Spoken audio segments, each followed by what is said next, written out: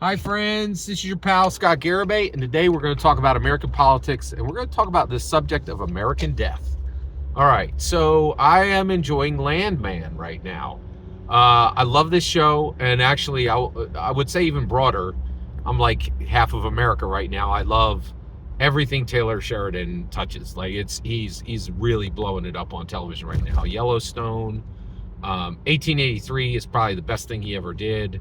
1923, actually, that one wasn't that great. I couldn't really finish that. Tulsa King, fantastic. And Landman is a massive new hit, and I think it's really excellent, and I really enjoyed season one.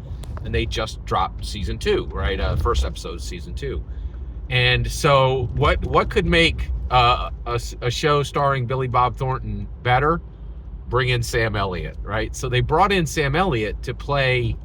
I'm pretty sure they're bringing him in to play Billy Bob Thornton's father, right? And so it's Sam Elliott, very old and very close to death, and he's at an old folks' home, right? And actually a good one. They're taking good care of him, but he's frustrated, right? And this aide comes out to help him and can't help him, right? And then another aide who's more patient and has like a rapport with him says, Sam Elliott. I'm not going to say his character's name because you won't know it. So he's like, Sam Elliott.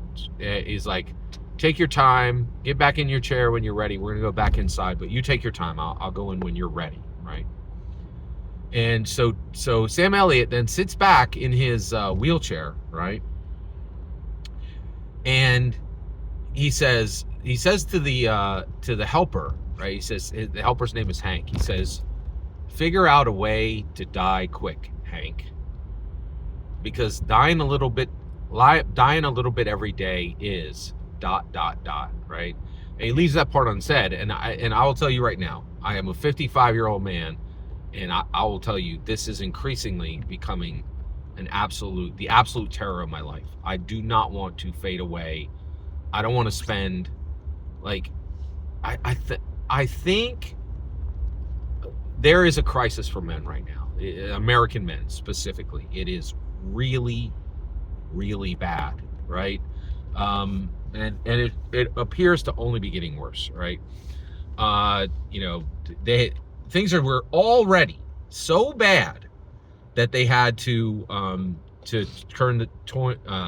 coin the term deaths of despair, and it only applies to men. Like, women aren't dying deaths of despair. They had to build this term for modern American men, right? And now it's getting even worse than that. Men are struggling so bad, right, that they're in despair, right? Before they get to the death of despair, they're in despair, right? And so what are they turning to? And increasingly, they're just getting eaten up by these communities that are fueled by racism and anti-Semitism. It is absolutely abominable. Men are not going to college, and if they squeeze through the statistics and they go to college, they don't graduate generally. They go to college at much lower rates, and they graduate at much more lower rates. And this is in a world where there ain't nothing but knowledge work. Like, man, if you ain't a knowledge worker today, I think you're gonna have a hard time, right? Like, it's hard to make a living with your hands. It is very, very difficult, and I think it's getting more difficult every single day, right? And I'm just really, and I think Taylor Sheridan is putting this here because he's speaking a desire of men. We are now living, this is not a joke, okay? Check this out. 1900, people were dying at 40 years old generally. That's how long we lived, okay? Now it's 2025, and people are dying at 80, right? And I think about 15 years of this was very useful, right? It's great to live to 55, right? Maybe 60, right? Like, maybe 60. Let's give it another 20, right? It's great to have another 20. But what the heck are you doing between 20 and 80? And some people are going beyond that, 90, 100 years. For what? For what? Right? And a lot of guys are like, I don't want to be around that long, right? I had a useful life, and in my life, I was useful.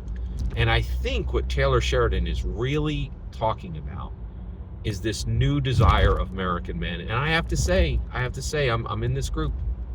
I've had an incredibly useful life. I have been incredibly useful to the people I care about for 50 years, right? But when you get older, you realize, oh my gosh, literally every single thing I do is going to get worse, right? And I don't want to reach the point where I'm not useful and people have to be useful to me, right? And I think a lot of guys are like, okay, I've had this useful life. How can I have a useful death, right?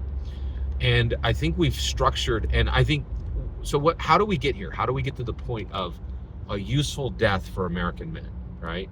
I think there's a path to it, right? So one, we need to do it in a safe manner, right? So how do you do this in a safe manner, right? Well, you give people, to me, and this is just the start of the discussion, but first of all, I think we have completely screwed up. The U.S. military is completely screwed up. It has done virtually every single thing wrong, right? We go and we get the youngest people we can with the most potential. We take our very, very best and say, let's send you to die. That is absolute ridiculousness, right? We should literally invert it. Don't ever take a single dude under 50 for the military again, right? Why on earth should any young man have his life cut short at 18 years old? That is an absurdity. Start drafting at 50, right? Don't even allow men under 40 into the military, right? And then even beyond that, to die on a front, to die fighting evil, you shouldn't have to be in the U.S. military. The U.S. should say, okay, here's the fronts. Here's where evil people are doing evil things. Do you want to have a useful death? Go stop this. Use the risk, use your body, use your life to stop evil here, right? That we need to start having this conversation. Men are in despair, and that is causing deaths of despair. So let's fix it, right? Let's let men pair a useful life with a useful death, right? And we need to restructure our society to do it. Every single word you just heard is my humble opinion. Nothing more, nothing less. The important part is when I get to hear your humble opinion. When you get in the comments and send your traffic. Please consider subscribing and have a fetch millennium.